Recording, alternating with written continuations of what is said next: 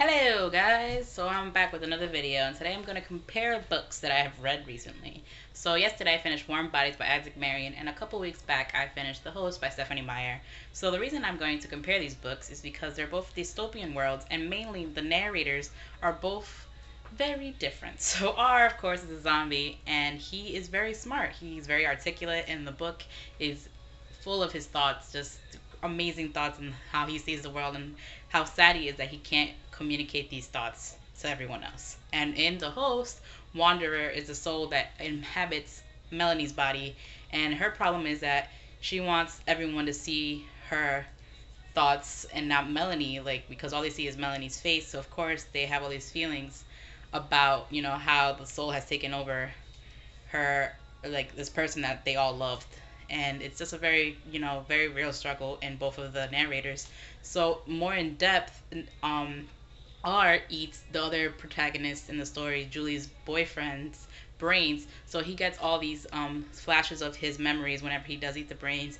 But then even after, in the book, even after he eats the brains, Perry's always there. He is always flashbacks. He starts dreaming. So Perry basically, with that one contact, like transformed his whole world.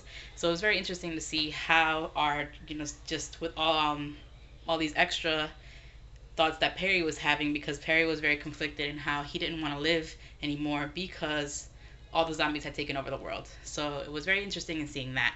And on the other hand, in the movie, because I actually watched the movie right after I finished the book, you don't really get a lot of Perry. You just see, those flashes, like 3 flashes of like his dreams. And then there's one time that, R is just there watching them, and then they actually talk to him.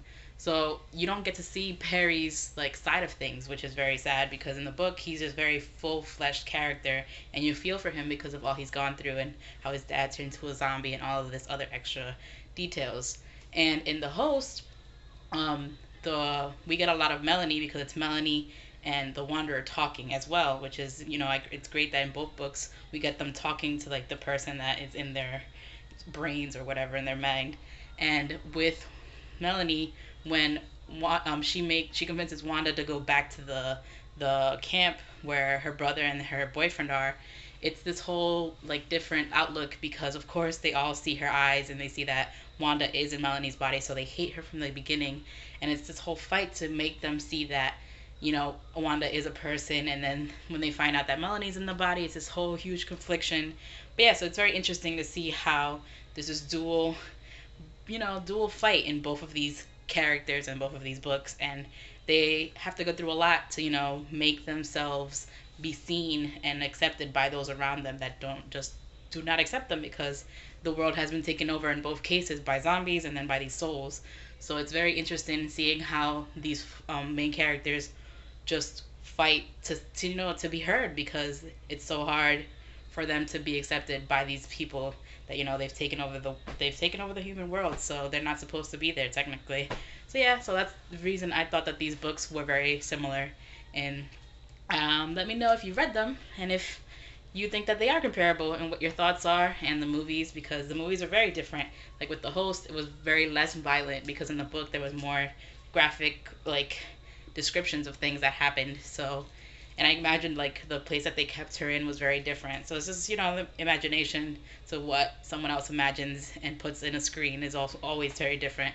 And in the Warm Bodies movie, the father is, of course, he's still very mean like he's in the book, but they actually give him like a happier ending, like, because in the book he ends up dying and all this, but in the movie he lives. So it's very interesting to see how they like twist it, but then kind of, trying to make it similar for those that have read the book, but then just, they try to make it a happier ending. So it's very interesting.